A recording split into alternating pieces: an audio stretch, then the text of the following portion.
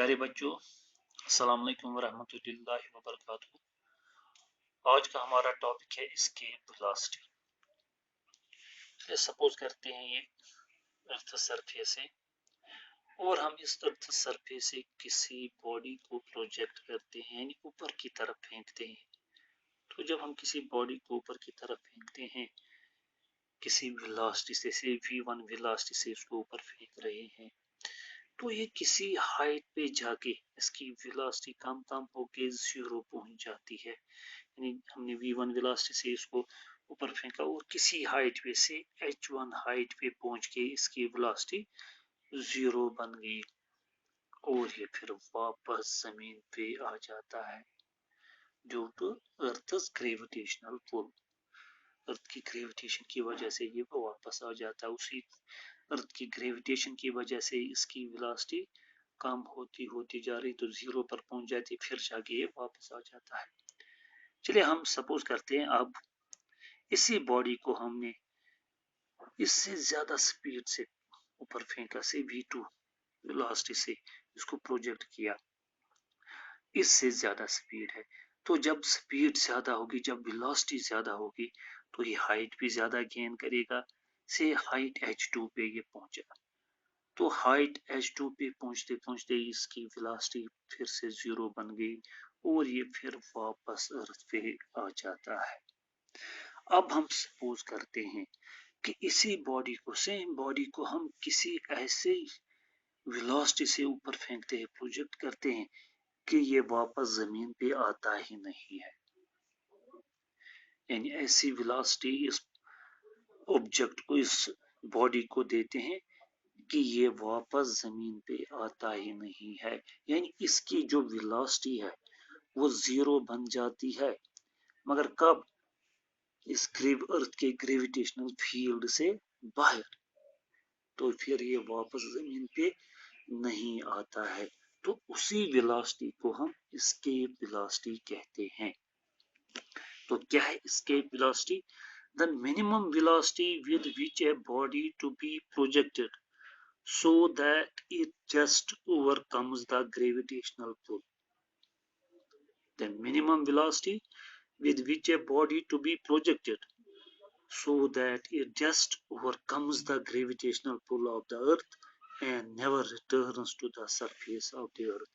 यानी वो वेलोसिटी, उस वेलोसिटी से जब हम किसी बॉडी को ऊपर फेंकेंगे कि वो वापस अर्थ पे ना जाए, उस वेलोसिटी को हम एस्केप वेलोसिटी कहते हैं। The minimum velocity by which a body is projected so that it just overcomes the gravitational pull of the earth, यानी उस gravitational pull से बाहर जाके वो जीरो उसकी वेलोसिटी बन जाती है। तो जब वो ग्रेविटेशनल पुल से बाहर होगा, अर्थ ग्रेविटेशनल पुल से बाहर, तो वो फिर जमीन पे वापस नहीं आता। यानी ऐसी वेलोसिटी जब वो अटेन करेगा वो ऑब्जेक्ट या वो बॉडी, तो उस टाइप के वेलोसिटी को हम एस्केप वेलोसिटी कहते हैं। यानी जिस वेलोसिटी से ये जो ऑब्जेक्ट है या बॉडी है इस अर्थ के ग्रेविटेशनल पुल से बाहर चला जाता है, फिर जाके इसकी वेलोसिटी जीरो बन जाएगी किसी जगह पर। और ये अर्थ ग्रेविटेशनल पुल कहाँ पर है, कहाँ तक है?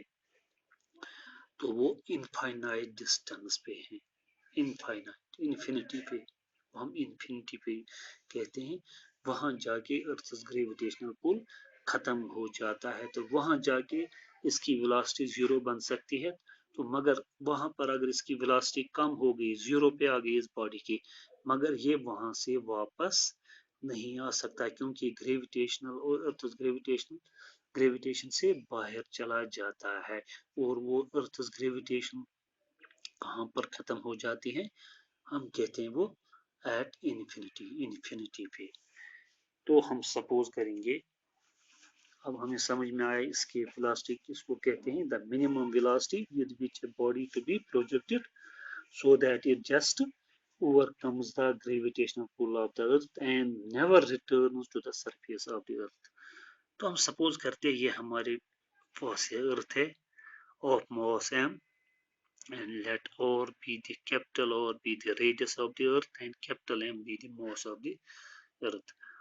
इसके सरफेस पे हम किसी ऑब्जेक्ट को, किसी बॉडी को रखते हैं जिसका मास है स्मॉल m। अब हम इस बॉडी को उस स्पीड से प्रोजेक्ट करते हैं, उस स्पीड से इसको फेंकते हैं कि ये वापस जमीन पे नहीं आती, वापस जमीन पे नहीं आती है। उस वेलोसिटी को हम एस्केप वेलोसिटी कहते हैं। Say V be the escape velocity, यानी वी वेलोसिटी से इसको हम फेंकते हैं ताकि ये अर्थ ग्रेविटेशनल पुल से बाहर चली जाती है। और इसकी वेलोसिटी कहां पर जीरो बन जाएगी?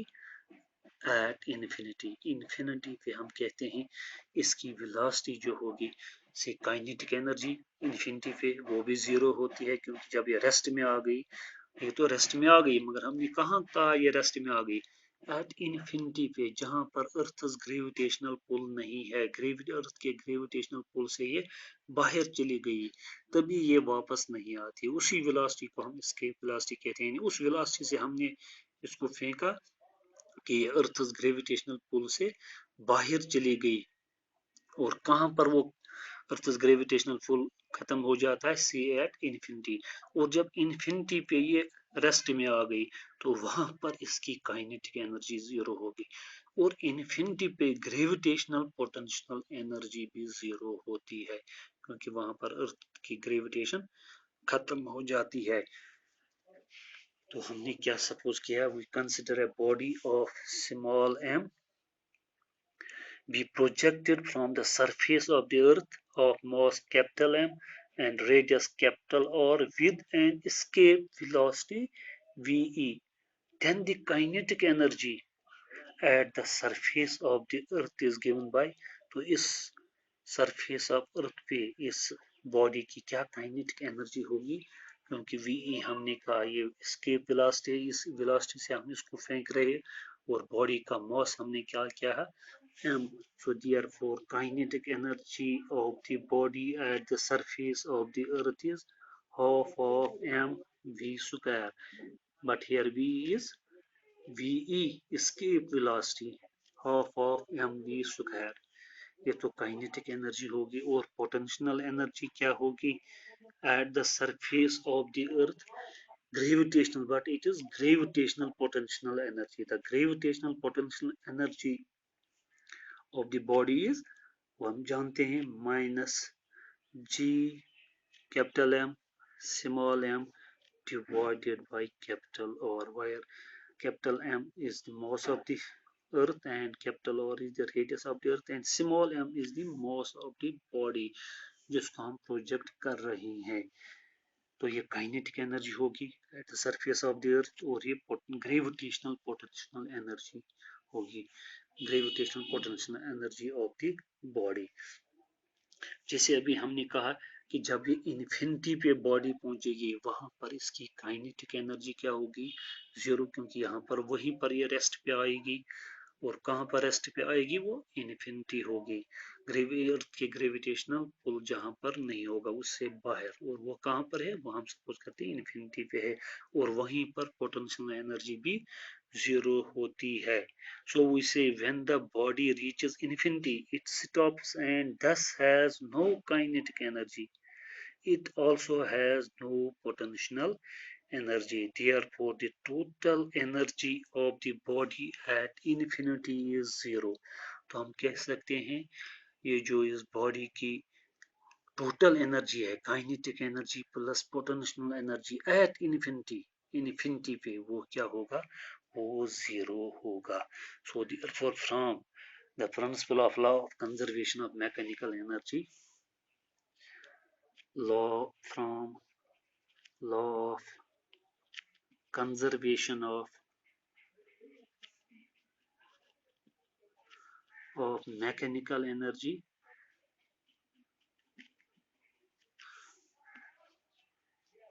क्या कह रहा है? Law of conservation of mechanical energy, the total energy at the surface of the earth is equal to the total energy of the body at infinity. Total energy of the body at the surface of the earth is equal to the total energy of the body at the infinity. So we say kinetic energy plus potential energy, yeah, initial kinetic energy plus initial potential energy is equal to final kinetic energy plus final potential energy.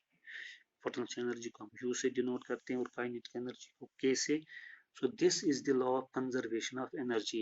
Initial kinetic energy plus initial potential energy is equal to final kinetic energy plus final potential energy.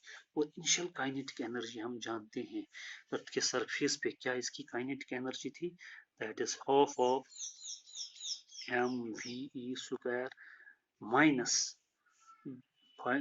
और initial potential energy क्या थी, gravitational potential energy, that is gmm by r, which is equal to final kinetic energy. जो हमने कहा कि जब ये infinity पे आ जाएगा वहां पर जो इसकी काइनेटिक एनर्जी है और वहां पर जो इसकी पोटेंशियल एनर्जी है वो दोनों जीरो है. So the total energy of the body at infinity is zero. So final kinetic energy भी जीरो है, फाइनल पोटेंशियल एनर्जी भी जीरो है.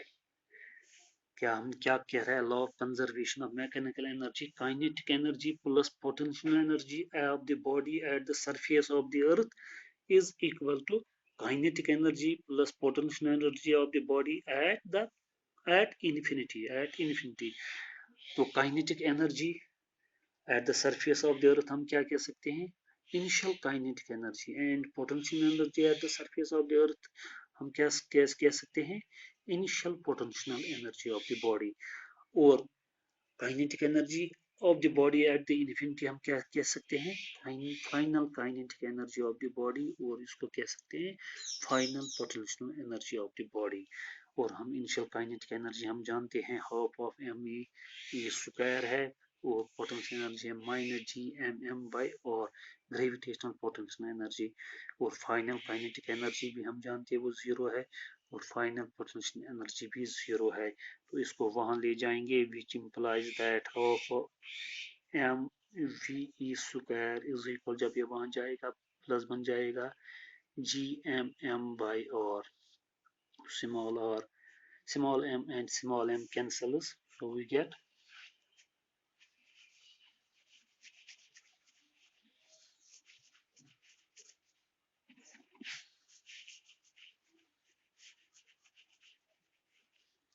which implies that half of v e square, half of v e square is equal to gm g capital M by capital R.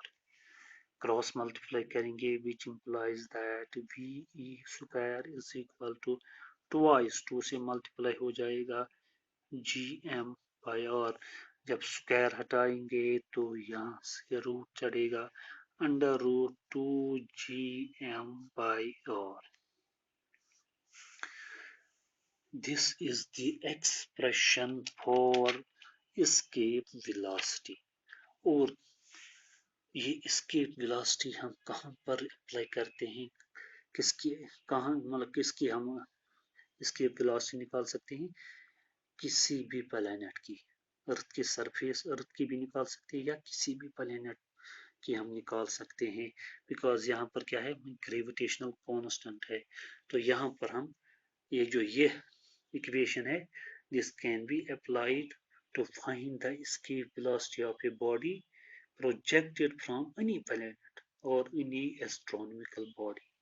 तो इस equation से हम escape velocity किसी भी planet पे निकाल सकते हैं, किसी भी एस्ट्रोनॉमिकल बॉडी से अगर हम प्रोजेक्ट करेंगे किसी बॉडी को, उसकी एस्केप वेलोसिटी निकाल सकते हैं इस एक्सप्रेशन से. एक्सप्रेशन फर्स्ट, तो इस एक्सप्रेशन से हमें क्या हम नोट कर सकते हैं, the value of escape velocity of a body does not depend upon the mass of the body. यहाँ कहीं पर स्मॉल एम नहीं है, तो मास ऑफ द बॉडी कैसे भी हो, चलिए हम किसी रॉकेट को प्रोजेक्ट करते हैं तो वो रॉकेट कितना भी बड़ा है तो इस पे ये डिपेंडेंट नहीं है, इसकी velocity does not depends upon the mass of the body but it depends upon the mass of the planet, mass of the अर्थ। अगर अर्थ के सरफेस से हम करते हैं इसको प्रोजेक्ट, तो मास ऑफ द अर्थ या किसी और प्लेनेट पे mass of the planet and the radius of the planet. So this equation can be applied to define the escape velocity of a body at any planet. अब अर्थ के लिए अलग से एक एक्सप्रेशन है, we know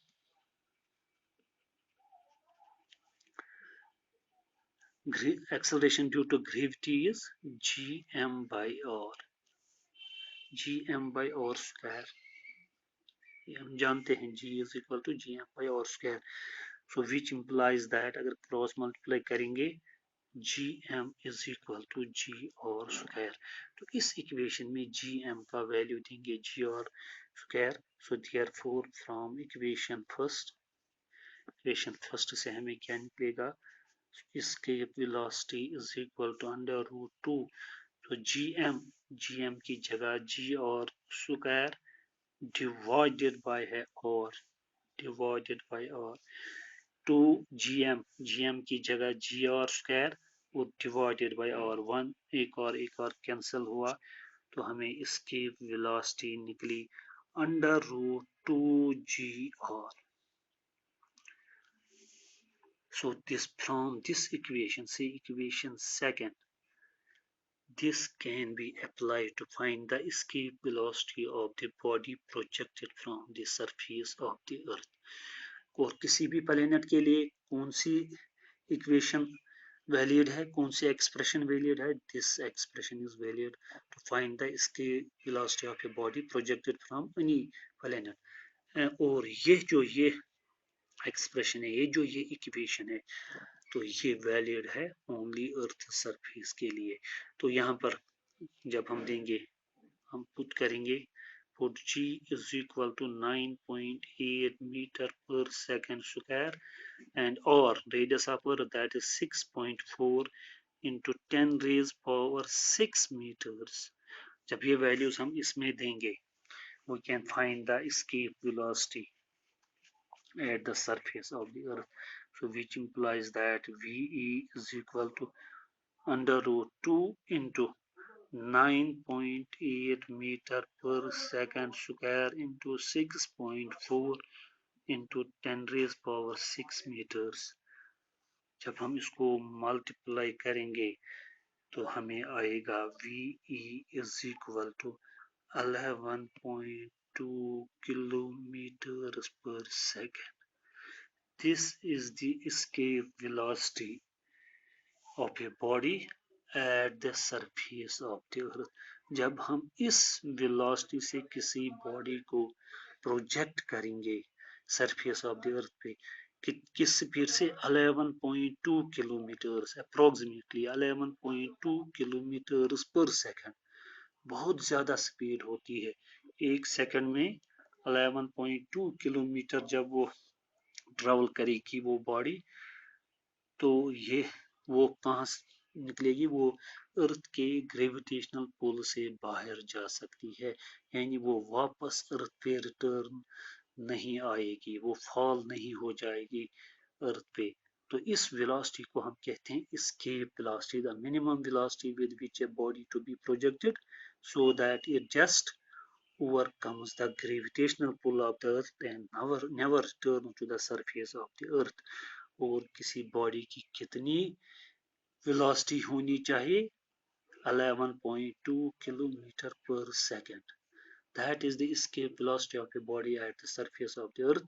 तो वो वापस जब हम इस वेलोसिटी से उसको प्रोजेक्ट करेंगे किसी भी बॉडी को 11.2 किलोमीटर पर सेकंड से, जिस the minimum velocity, approximately minimum velocity of the body to be projected 11.2 kilometre पर सेकंड, तो वो वापस रिटर्न नहीं आएगी. मगर ये कब वैलिड है, जब हम कहते हैं कि एटमॉस्फेयर प्रेजेंट नहीं है. एटमॉस्फेयर जो एयर वहां पर है, एयर फ्रिक्शन नहीं है, एटमॉस्फेयर का कोई भी असर नहीं है या और भी प्लैनेट्स है, सैटेलाइट है, उनकी ग्रेविटेशन कोई भी असर अंदाज नहीं होगी बॉडी पे। हम कहते सिर्फ अर्थ है, सिर्फ अर्थ है, तब जाके ये।